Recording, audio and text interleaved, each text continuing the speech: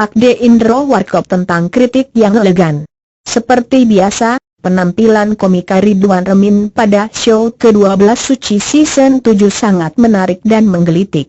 Untuk pembaca yang belum kenal, Stand Up Comedy Indonesia, Suci, adalah ajang kompetisi lawakan tunggal atau stand up comedy yang diikuti oleh pelawak tunggal berbakat melalui hasil seleksi dari seluruh wilayah di Indonesia yang diselenggarakan oleh Kompas TV.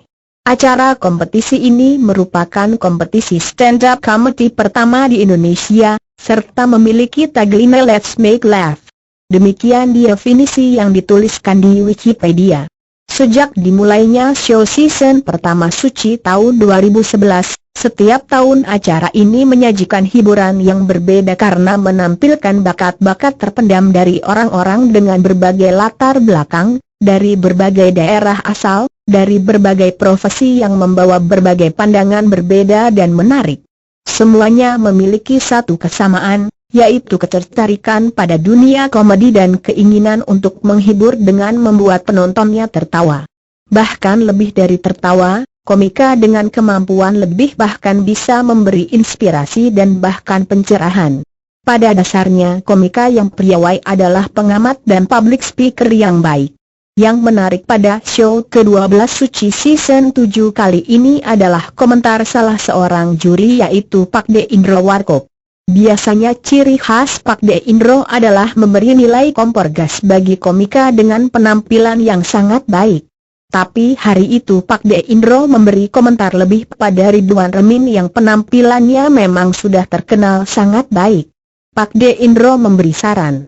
Sekarang semua orang yang mempunyai prinsip mengkritisi, benar-benar mengkritisi tapi tanpa solusi.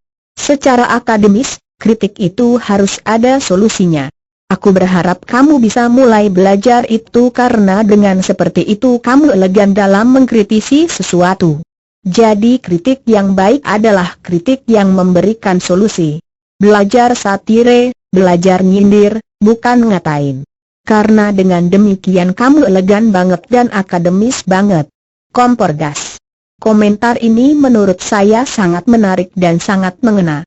Bukan hanya untuk Ridwan Remin, tapi untuk semua orang. Kita bisa melihat dan merasakan bahwa sejak peralihan dari masa Orde Baru ke era reformasi, kebebasan berbicara dan berpendapat menjadi terbuka lebar. Seperti anak kecil yang baru belajar berjalan, awalnya perlahan dan jaraknya pendek, tapi lama-kelamaan semakin dewasa maka si anak akan berjalan semakin cepat dan semakin jauh, lalu berlari dan melompat. Demikian pula masyarakat kita yang semakin kritis dan bahkan belakangan ini kita bisa rasakan sendiri bagaimana kebebasan berbicara itu menjadi kebablasan. Semua orang merasa bebas berbicara dan menulis sesukanya di media sosial, bahkan tanpa peduli akibatnya dan bagaimana perasaan orang lain yang mendengar atau membacanya. Media sosial dianggap sebagai dunia tanpa etika, tanpa sopan santun, tanpa rasa saling menghormati, tanpa tenggang rasa. Memang tidak sepenuhnya begitu karena masih banyak orang-orang waras yang masih ingat untuk menjaga perkataan dan tulisannya, akan tetapi sebagaimana berita buruk menyebar lebih cepat daripada berita baik, maka tulisan yang buruk pun cenderung lebih lantang dibandingkan yang baik. Maka hoaks dan hujatan pun beredar di mana-mana seperti polusi yang menyesakan. Kembali kepada saran Pak De Indro tentang kritik yang elegan, suatu kritik bisa menjadi kritik yang membangun atau merusak, tergantung dari latar belakang dan tujuannya.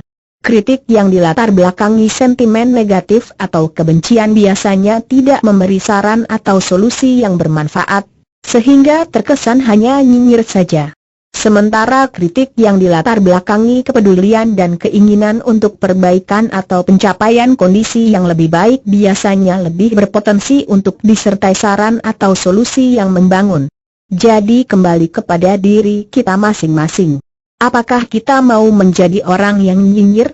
Atau mau menjadi orang yang berguna yang bisa memberi kontribusi untuk kebaikan?